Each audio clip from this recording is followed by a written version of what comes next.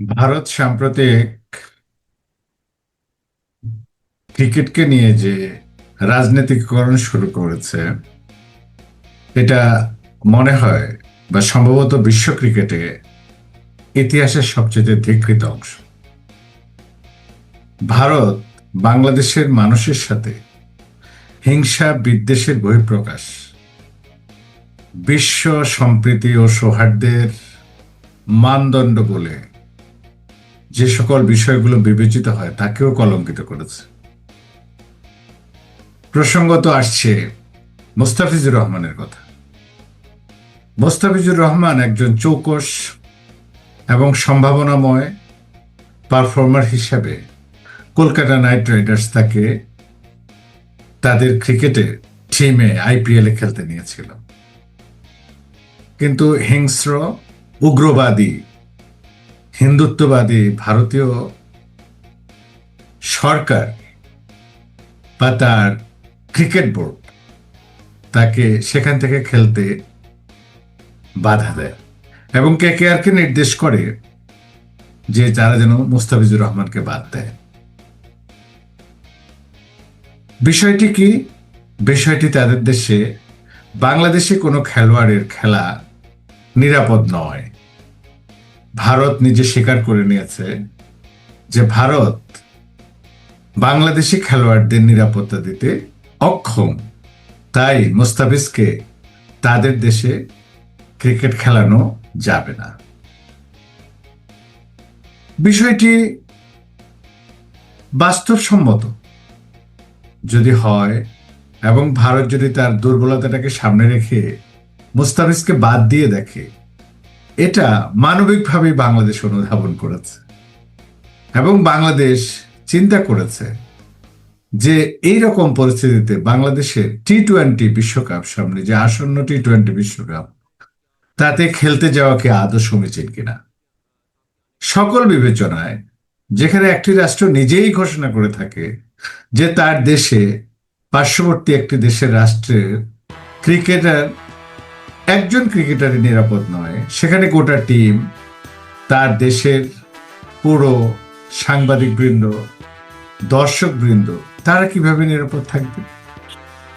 তাই সঙ্গত কারণেই বাংলাদেশ ঘোষণা দেয় যে যেহেতু ভারত মুস্তাফিজুর রহমানের মতো একজন ক্রিকেটারের নিরাপত্তা দিতেই ব্যর্থ হয়েছে, তাই বাংলাদেশ গোটার দল হিসেবে ভারতে বিশ্বকাপ খেলতে যাবে না। বিষয়ের সূত্রপাত এখান থেকে। কিন্তু ঠাকুর ঘরে কেড়ে আমি কলা খাই না। আন্তর্জাতিক ক্রিকেট সংস্থা বা আইসিসি, সে তো ভারতেই অবস্থিত এবং ভারতের ক্রীড়নক, এবং আইসিসির যিনি প্রধান, তিনি তো সেই উগ্র হিন্দুত্ববাদী সংস্থারই প্রতিনিধি। তিনি মোটামুটি আইসিসির কলকাঠির সবকিছু নাড়তে শুরু করলেন। ইগো ছাড়বেন না। আরে ভাই, তোমরাই তো ঘোষণা করেছ যে তোমাদের দেশ নিরাপদ নয় প্রতিবেশী রাষ্ট্রের জন্য, বিশেষ করে বাংলাদেশের জন্য। তারা বিসিবিকে চিঠি দিল। বিসিবি বলল যে ঠিক আছে ভাই, তোমাদের দেশ যেহেতু আমাদের ক্রিকেটারদের জন্য নিরাপদ নয়, আমরা তৃতীয় ভেন্যুতে বিশ্বকাপ খেলবো, কারণ বিশ্বকাপ খেলার অধিকার আমাদের আছে। তোমরা আমাদেরকে বিশ্বকাপ থেকে বাদ দিও না, আমরা বিশ্বকাপ খেলতে যাব, তবে ভারতে নয়।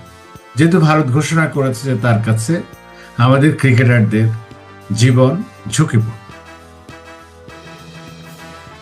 আইসিসি তার পরিণতিতে বিসিবির কাছে প্রতিনিধি দল পাঠিয়ে বোঝাতে আসছে, এই জন্য গ্রাম্য সালিশ যে থাক ভাই, বাদ দেন, এখন সবকিছু মিটপাট হয়ে গেছে। আমার প্রশ্ন হচ্ছে, আইসিসি কি? আইসিসি একটি অর্গানাইজেশন, সংস্থা, কোনো দেশ নয়। তার কাছে স্বাধীন কোনো সশস্ত্র বাহিনী নেই, তার কাছে স্বাধীন কোনো শান্তিরক্ষী বাহিনী নেই, তার কাছে নেই কোনো ভূখণ্ড। ভারতের সার্বভৌমত্বের কাছে সে কিছু নয়। সে ভারতের ভিতরে স্থাপিত হওয়া একটা সংস্থা, যেখানে ভারত রাষ্ট্র হিসাবে বাংলাদেশ দলের খেলোয়াড়দেরকে, বাংলাদেশের একজন খেলোয়াড়কে নিরাপত্তা দিতে ব্যর্থ, সেখানে আইসিসি কিভাবে দ্বিপাক্ষীয় একটি সমস্যাকে আন্তর্জাতিক রূপ ধারণ করে ভোটাভুটির ব্যবস্থা করে? কিভাবে তারা আশ্বস্ত করে যে তাকে ভারতেই খেলতে হবে, যেখানে ভারত অপারগ যে তারা বাংলাদেশের ক্রিকেটারদেরকে নিরাপত্তা দিতে পারবে না? বাংলাদেশ যথাযথই তার অবস্থানে অনড় রয়েছে এবং আমি সাধুবাদ জানাই বাংলাদেশ ক্রিকেট বোর্ডকে, সাধুবাদ জানাই বাংলাদেশ সরকারকে তাদের দৃঢ় অবস্থানের জন্য। আমি বিশ্বের একজন ক্রিকেট প্রেমী হিসেবে, একজন বাংলাদেশী হিসেবে গর্ববোধ করছি যে এক বলিষ্ঠ পদক্ষেপ। আমি মনে করি আইসিসি তার ভুল সিদ্ধান্ত নিয়েছে। আইসিসি কোনো একটি দেশের ক্রীড়নকে পরিণত হয়ে বিশ্বের খেলার, ক্রিকেট খেলার সর্বোচ্চ সংস্থা হিসেবে তার ব্যর্থতার পরিচয় দিয়েছে। আমরা আজকের দিনে জাতিসংঘকে প্রায়ই অকার্যকর দেখি। বিশ্ব মোড়লেরা যখন এক দেশ থেকে অন্য দেশ দখল করে, কোনো দেশের প্রেসিডেন্টকে উঠিয়ে নিয়ে আসে, সেখানে জাতিসংঘের কোনো ভূমিকা আমরা দেখি না। সেদিন আর বেশি দূরে নেই যেদিন আইসিসিকেও একই রকম পরিণতি ভোগ করতে হবে এবং আইসিসির আর কোনো পাত্তা থাকবে না। আইসিসিকে আমরা অধ্যত্ব দেখাতে দেখেছি যে বাংলাদেশের একজন ব্যক্তিত্ব আইসিসি চেয়ারম্যান হওয়া সত্ত্বেও ট্রফি বিতরণ করতে পারেন। তাহলে পুরো বিশ্ব ক্রিকেটের কর্তা হিসাবে তারা যদি একটি দেশের প্রতিনিধিত্ব করে, সেটা কোনোভাবে আসলে গ্রহণযোগ্য হতে পারে না। অনেকের চোখে সাধারণভাবে মনে হতে পারে এই যাত্রায় বোধহয় আইসিসি বিশ্বকাপ খেলতে না পারলে, বা আইসিসি যে একতরফা সিদ্ধান্ত নিয়েছে, ভুল সিদ্ধান্ত নিয়েছে, বাংলাদেশ বোধহয় হেরে গেছে। আমি মনে করি আইসিসি হেরে গেছে, ভারত হেরে গেছে। এটা এক্ষুনি টের পাওয়া যাবে না। দিন যত গড়াবে আপনারা সবাই টের পেতে থাকবেন যে আইসিসির সিদ্ধান্ত ছিল সম্পূর্ণরূপে ভুল। কারণ আইসিসি ভুলের উপরে আরেকটি ভুল করতে যাচ্ছে। একটা ন্যায্য দেশকে খেলতে না দিয়ে যদি অন্য দেশকে ভুক্ত করা হয়, তাহলে আইসিসি কমপ্লিটলি তার কোড অফ কন্ডাক্টকে আমি মনে করি বরখেলাপ করবে। কারণ বাংলাদেশ তো নিজে নিরাপত্তার ইস্যু সৃষ্টি করেনি। বাংলাদেশের নিরাপত্তার ইস্যু সৃষ্টি করেছে খোদ যেই দেশে খেলা হবে সেই দেশ বাংলাদেশের একজন খেলোয়াড় মুস্তাফিজুর রহমানকে নিরাপত্তা দিতেই ব্যর্থ হয়েছে। খোদ সেখানে বাংলাদেশের শত শত দর্শক, লাখ লাখ দর্শকের নিরাপত্তা কিভাবে দেবে? আর আর্থিক ক্ষতির কথা বলছেন, মর্যাদার হানি করে, যেখানে মানুষের মর্যাদা, রাষ্ট্রীয় মর্যাদা ইত্যাদি ক্ষুণ্ণ করে আপনি অর্থমূল্য দিয়ে তো এটাকে বিবেচনা করা যাবে না। আর বাংলাদেশ তো কোনো অন্যায় করেনি, অন্যায় করেছে ভারত। ভারত যদি আজকে, আইসিসির উচিত ছিল ভারতকে দ্বিপাক্ষিকভাবে বিষয়টা মীমাংসা করা, ভারতকে ব্যাখ্যা দিতে বলা যে তোমরা ভুল করেছ, অথবা তোমরা সেই সময়ে সিদ্ধান্ত হিসেবে সেই সিদ্ধান্ত নিয়েছ, তোমরা ঘোষণা করো যে বর্তমানে আমাদের দেশে এই পরিস্থিতি বিরাজমান আছে যে বাংলাদেশের সাথে আমাদের কোনো বৈরিতা নেই, আমাদের সন্ত্রাসীরা, আমাদের উগ্রবাদীরা এখন আর উগ্র নেই, তারা সুস্থ, তারা বাংলাদেশ ক্রিকেট বোর্ডকে, ক্রিকেট টিমকে যথার্থ মর্যাদা দিতে সক্ষম হবে। নচেত আইসিসি খুব শিগগিরই একটি কাগজে প্রতিষ্ঠানে পরিণত হয়ে যাবে। ক্রিকেটের যে আমোদীয় প্রেরণা ছিল, উন্মাদনা ছিল, সেটা আস্তে আস্তে স্তিমিত হবে এবং ক্রিকেট আইসিসিকে ভারতের কোনো এক কুঠুরিতে ঢুকে পড়তে হবে।